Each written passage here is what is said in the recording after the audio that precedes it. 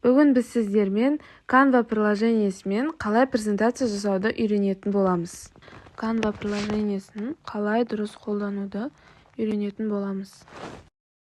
Ол үшін ең алдымен біз осылай Canva приложениесінде Google платформасымен кіреміз. Google платформасын басу арқылы осындай өзіміздің дайын почтамызды басып кіретін боламыз. Мен мына жерде өзімнің почтама кірдім. Осылай продолжить батырмасын басып, ары қарай бірден осылай приложение ашылады. Бізге осындай таңдау беріледі. Осы жерден өзімізге керекті бөлімді таңдаймыз. Осыдан кейін міне дайын. Енді бірден презентация жүйесіне кірейік.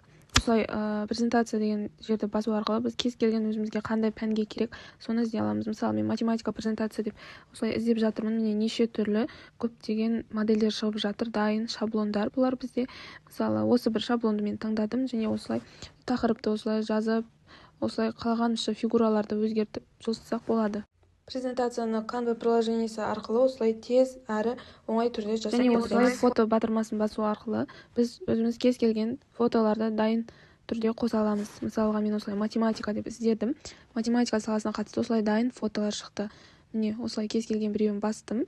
Осылай қалғанша суретті қоя аламыз. Енді келесі кезекте біз Canva приложениесімен документ жасауды үйренеміз. Міне осылай реферат жазуға болады, немесе қандай да бір сөздерді PDF форматта онлайн түрде осылай жазып шығаруымызға болады.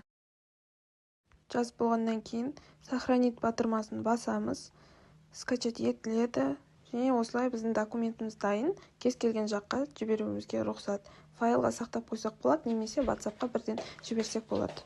Келесі кезекте біз осылай логотип жасап үйренсек болады. Ең бірінші осылай логотип деп жазып, өзімізге кез келген ұнаған модель таңдаймыз. Мен осы бір модель таңдадым. Мен осы жерге 59-шы мектеп деп жазбақшымын.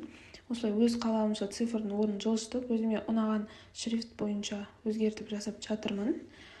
Және де бірден бұл дайын логотипті скачать етіп, бірден файлға немесе керекті WhatsApp номерге жіберіп қойсақ болады. Егер де сіздерге берілген ақпараттар пайдалы болса, лайк басып, комментарий жазып, біздің YouTube арнамызға тіркеліп кетіңіздер.